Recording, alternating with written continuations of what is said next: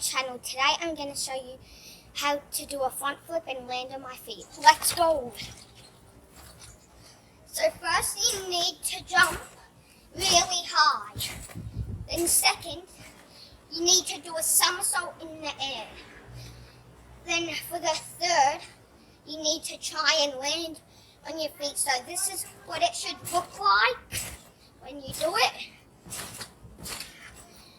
Do it, and if you can't do it, you need to go higher, then do a somersault in the air, because if you're low on the floor, you can't do it. See?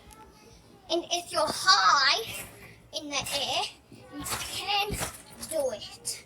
I hope you like this video. Please subscribe and leave a like and hit the bell for more awesome videos. Bye.